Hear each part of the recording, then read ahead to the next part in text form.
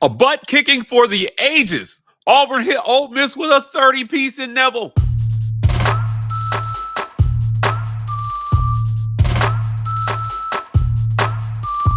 Welcome on into the Auburn Express, powered by the War Corps. I'm your host, Mike G, and thank you so much for giving us a listen today.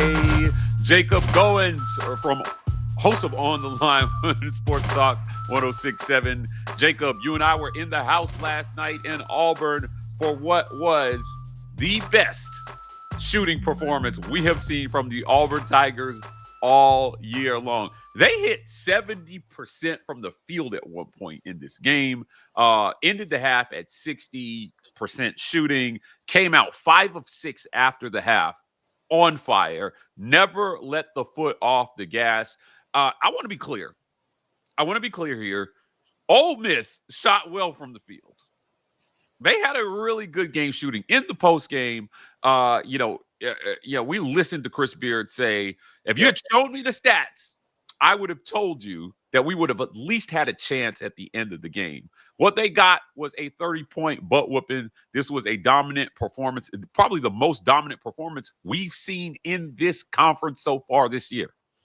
Yeah, I mean, with Ole Miss, right? I wanted to ask Chris Beard in the post-game presser, like, what do you tell your team after that? It's like, man, you go on the road to one of the hardest places to play in college basketball, and you put up a good offensive performance, but you give up 106 points. I mean, when you start hitting triple digits in college basketball, it's over. You're not going to win the game more than likely. He called their defense non-existent.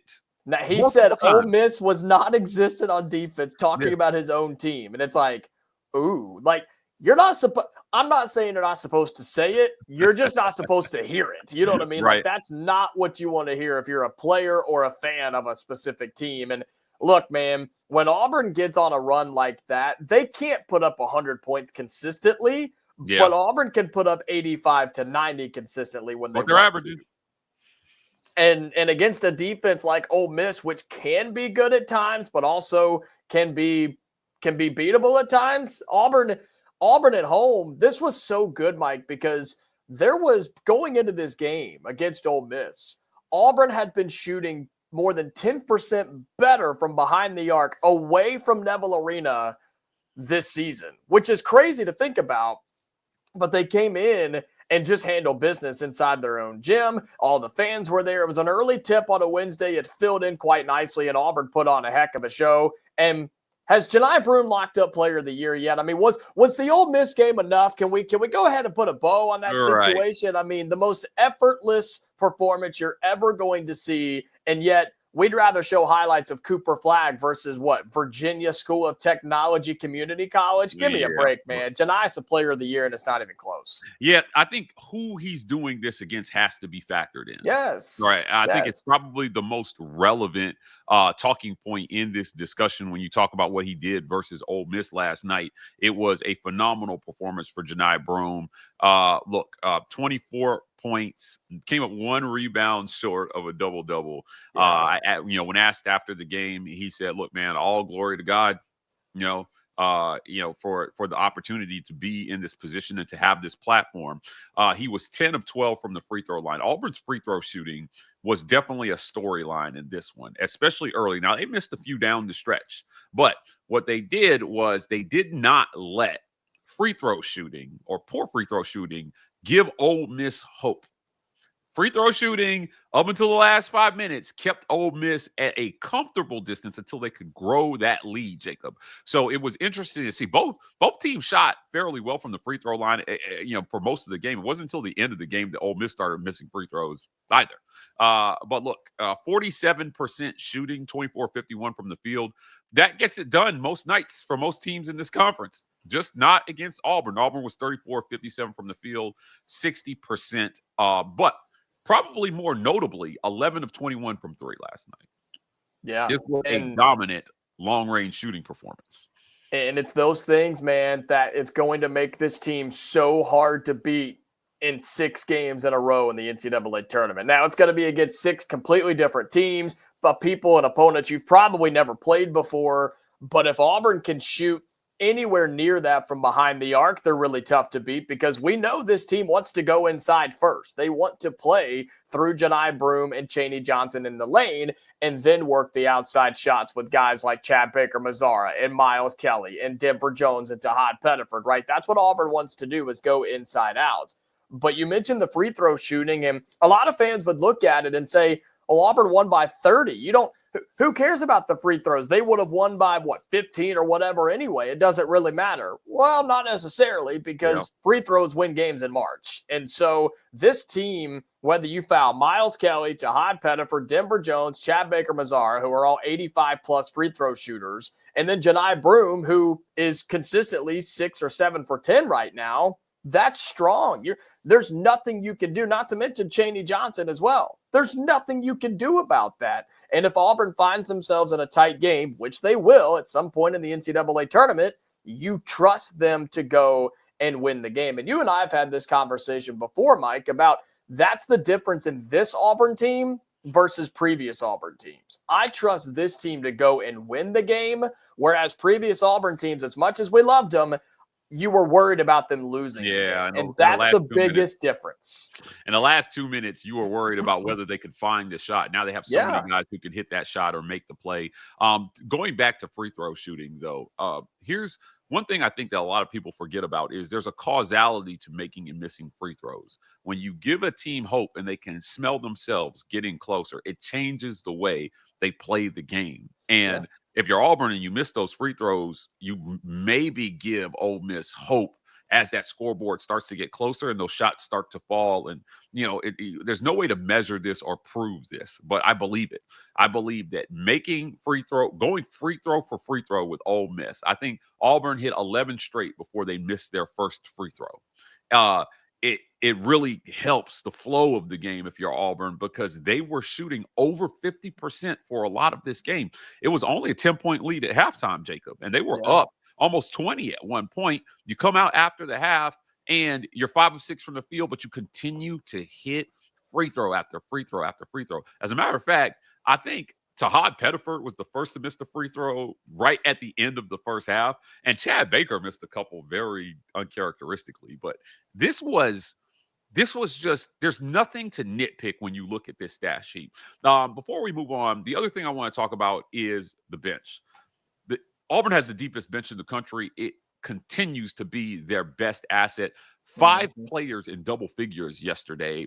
Denver Jones had a clean 13 points. Johni Broome, of course, 24. Chad Baker-Mazara, 22 points. Miles Kelly, 13 points. And Cheney Johnson with 13 points off the bench. Now, you had 30 bench points in this one versus only 25 for Ole Miss. I should say only 25. It's a decent amount of points to get from your bench. But your bench outscored their bench. And that, again, is another thing that shuts that door and keeps them at bay. So when they started to creep within single figures, you can't get much closer than 8 or 9 points because Auburn continues to hit shots no matter who's in the game. And it's demoralizing, man. These opponents just, you feel like you have a chance and you go on a 5, 6, 7 point run and it's like, okay, all right. Oh, the bench is coming in. All right, here's our chance. No, because there's 3 starting caliber players on Auburn's bench that come in each and every night. And that's the problem that these teams are running into, which is why, again, Auburn is favored to win the national championship, is because you have so much depth and experience and just maturity on this team where it can truly be anybody. And your bench outscoring a bench against your opponent every single game is something that isn't talked about, but should be more. And I'm glad you bring that up, because whether it's Tahad Pettiford or it's Cheney Johnson or somebody else in there, you've got production on the bench and it limits your drop off, right? We talk about that a lot in college basketball, is what's the drop off when the bench comes in and how long will they be out there? 3, 4, 5 minutes. Tahad Pettiford played significant minutes last night down the stretch in the first half and in the second half as well before it got out of hand. And that's from a confidence standpoint. That's not, Denver had a bad game, so let's play Tahad. No, they just wanted to play him because he's that dude and he's just that good as a freshman. that drop-off isn't there, man. There are certain lineups, Mike, that with some of the bench guys, it's better than the starting five, depending on the opponent and the matchups you're going up against. And that's the benefit that Auburn has going for them right now. Yeah, just unbelievable performance last night. One more note. Ja'Kai Howard got in the game and drained 2 straight threes, and Chad Baker-Mazara was going absolutely bonkers on the bench, cheering his teammate on. Gotta love the camaraderie this had. Auburn kept their cool, and we kept our cool too, thanks to our friends at the Rogue Shop. Visit rogueshop.com, use code REPORT to get 15% off that Rogue Shop order. Pain, sleep, stress, anxiety, rebels, Crimson Tide, elephants, whatever ails you in life, the Rogue Shop has something that has you covered. Our guy Richard, longtime sponsors of the show. We appreciate him for sponsoring this segment. Also, this segment is brought to you by friends at Golden's Cast Iron. Visit goldenscastiron.com/WR. Use code Get Your Weight Up for 15% off your weight and code TWR for $65 off fire pits and Kamado grills. Golden's Cast Iron, making lifetime products. My dad has the Kamado grill, Jacob. We grill on it every single year, making memories around that. B-Will has the fire pit. And of course, if you're trying to stay in shape, get your summer body on, the weights will help you get there. Golden's Cast Iron. Visit them again for all your grill out, chill out, and workout needs. Jumping back in here, this win puts Auburn in a very advantageous situation. The next win guarantees at least a share of the regular season title, right? A loss by Bama and a win by Auburn guarantees an outright. Now, I've been on record many times as saying that I feel like the outright title means something this year. You don't want to be co-champions this year. You want to win this thing outright, Jacob. And you want to do it in a year that is widely regarded to be the best single season any conference has had from a strength standpoint in the last 35 years. Multiple coaches have come into the press conferences and said it to us after the game. We feel like the best quality of our conference is the strength of the conference this year. We've been coaching basketball for a long time. We haven't seen anything like this. If you're Auburn, what do you see happening? Auburn has Kentucky this weekend. Alabama has Tennessee this weekend. Tough road to hoe for Alabama, ending with what I think is Tennessee, Florida, and then Auburn in Neville. Auburn has Kentucky, Texas A&M, and Bama. Do the Tigers get it done? Do they win this thing outright? And do they clinch it this weekend?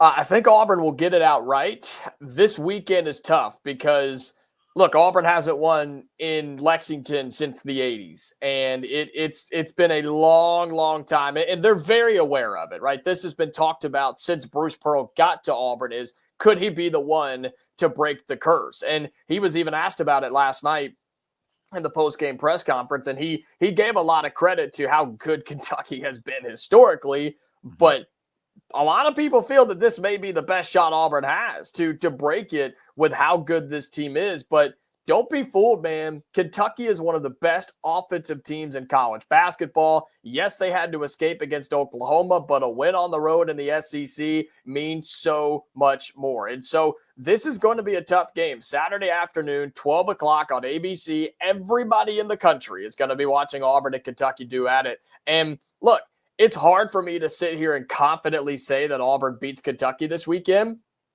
But we have to remember that Alabama goes to Knoxville. They go to Tennessee, and then you said it. They've got Florida. Auburn has Texas A&M, and then they play each other in the round 2 of the Iron Bowl of basketball. So I do think Auburn gets it done outright, which means so much, in my opinion, compared to what the SEC tournament does, right? And I've said this for years, where I think it should be whoever wins the conference regular season title, whether it's the SEC, the MAC, the Big Ten, whatever the case may be, the winner of the regular season title should be the one that gets the automatic bid to the NCAA tournament, not who goes hot in 4 days, because that doesn't really tell us anything. Okay, you had a good shooting day in Bridgestone Arena. Good for you. I think it's whoever is the best team in longevity, which right now is Auburn. So do I think they do it this weekend?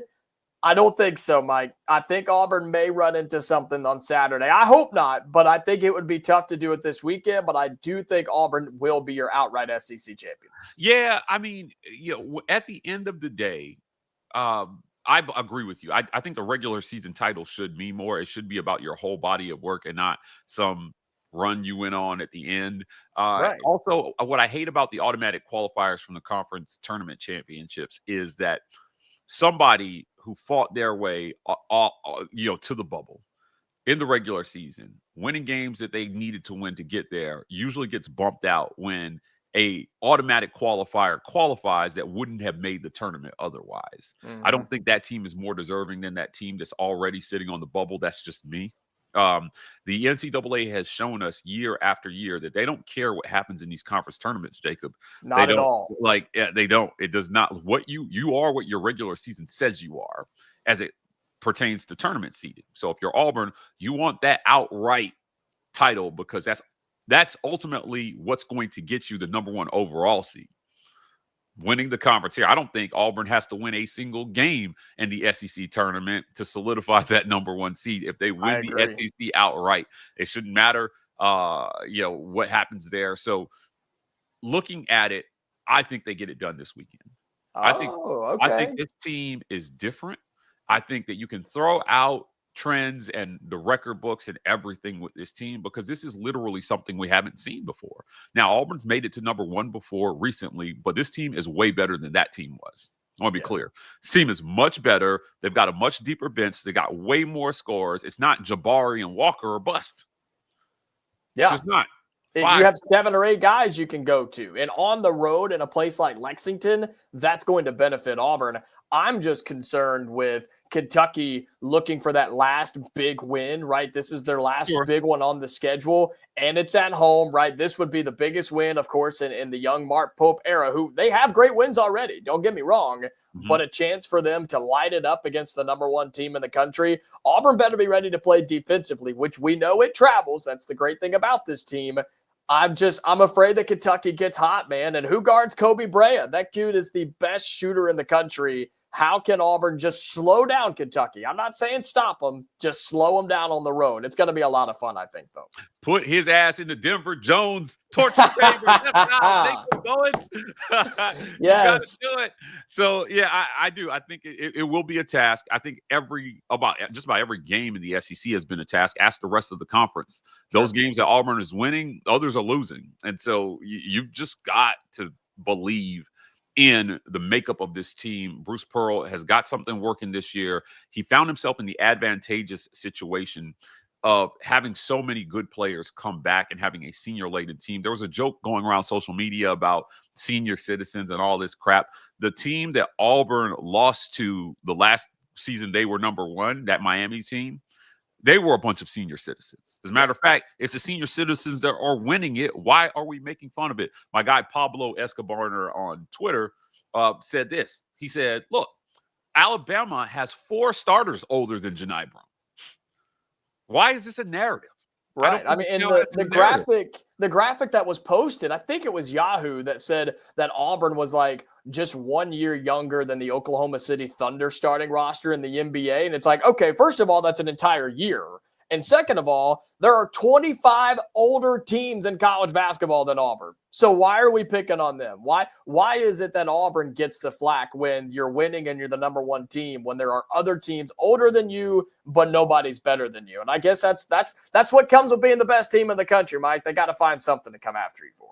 Yeah, I agree. But, like I said, I think that when you look at the makeup of college basketball and the teams that are making deep runs, they're not young teams. They're teams that have senior experience and really, really good specialists. Those are the teams that are making the deep runs. So this year, you don't need Tahad Pettiford to carry you. And that's where Auburn has been with some of the young freshmen over the last few years, where your best player isn't the freshman. Look, Tahad Pettiford may very well be, Jacob, the most talented guy on this team with the highest ceiling. However, this year, he gets to just be a freshman and learn from the seniors and enjoy the game. And he doesn't have to carry the weight of an entire fan base on his back. He's got Johni Broome. He's got Chad Baker. He's got Chaney Johnson. He's got Denver Jones. He's got Miles Kelly. He's got Dylan Cardwell. These guys call Dylan, the definition of an Auburn man. Yeah. Bruce Pearl talked last night about how he could have left when Walker Kessler came here. He didn't.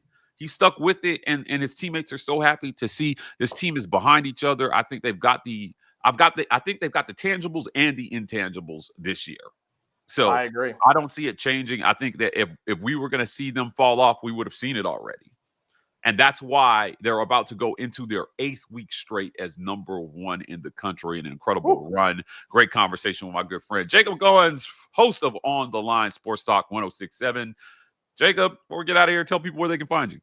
Yep, that's right. On the Line 2 to 4 each and every weekday on ESPN 106.7 in the Auburn-Opelika area. Or if you're outside of that, you can tune in each day, ESPNAU.com. Guys, that's it for another great edition of the Auburn Express, powered by the War Report with my guy, Jacob Goins. If you want more content like this, please hit like and subscribe. We are the War Report on every social media platform. TW Report on TikTok. Signing off, and as always, War Eagle.